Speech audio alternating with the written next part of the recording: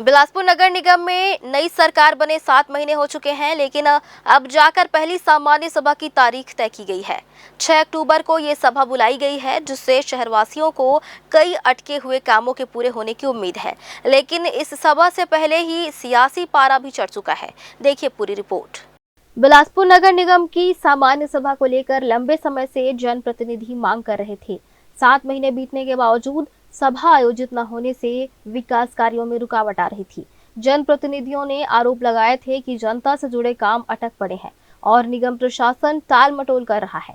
अब जाकर 6 अक्टूबर की तारीख तय की गई है। इस सभा में नगरोत्थान योजना के तहत 60 करोड़ रुपए के विकास कार्यों समेत कई अहम प्रस्तावों पर चर्चा और मंजूरी की संभावना है। उम्मीद जताई जा रही है कि सभा के जरिए शहर में विकास की रफ्तार फिर से तेज हो सकेगी। देखिए क्या है, हमारे इस नए कार्यकाल का अभी चालू है लगभग 7 से 8 महीना हो गया है।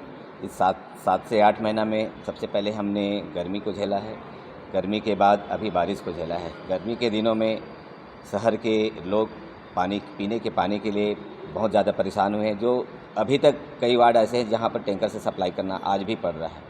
तो ना पानी की पीने की समस्या दूर हो पाया है। उसके पश्चात जो है बरसात जैसी लगा है, मोहल्ले का पानी घरों में घुस रहा है, जिससे भी लोगों का लाखों रुपए का सामान नुकसान हुआ। यहाँ तक वार्ड क्रमांक 19 कस्तूरबा नगर से एक प्रोफेसर साहब का बिजली घर में पानी घुसने के कारण करंट से मौत हो गया। तो अभी तक तो मौके में कहीं कुछ दिख नहीं रहा है। अधिकारियों से बात करने में पता चलता है कि करोड़ों रुपए शासन से आया है, लेकिन मौके पे या वार्ड में पार्षदों के द्वारा जानकारी लिया गया तो वहाँ के वार्डों में 1 रुपए का कुछ कार्य ही नहीं हुआ है। वहीं सामान्य सभा से पहले भी सियासी बयानबाजी तेज हो गई है। कांग्रेस ने भाजपा पर हमला बोलते हुए कहा कि शहर की हालत बदतर है, न सड़कों की हालत ठीक है, न पानी बिजली की व्यवस्था और न ही सफाई व्यवस्था दुरुस्त है। कांग्रेस का आरोप है कि ट्रिपल इंजन की सरकार पूरी तरह फेल है और जनता के साथ धोखा हो रहा है। दूसरी ओर भाजपा का कहना है कि विपक्ष सिर्फ बेवजह के आरोप लगा रहा है और खुद अपनी जिम्मेदारियों से भाग रहा है। ऐसे में सामान्य सभा में सत्ता और विपक्ष के बीच सीधी टक्कर तय मानी जा रही है। विपक्ष बताया ना, विपक्ष अपना काम करे, अपनी भूमिका अच्छे ढंग के सदन में रखे। भाई सत्ता दल विरोध दो ही तो होता है। सत्ता अपनी बात रखेगा, विरोध अपनी बात रखेगा। विरोध दिखे जब तक विरोध होता है। अब विरोध बताएंगे नहीं, दिखेगा नहीं, क्या मतलब है? विरोध दिखना चाहिए। उनका भी दायित्व है।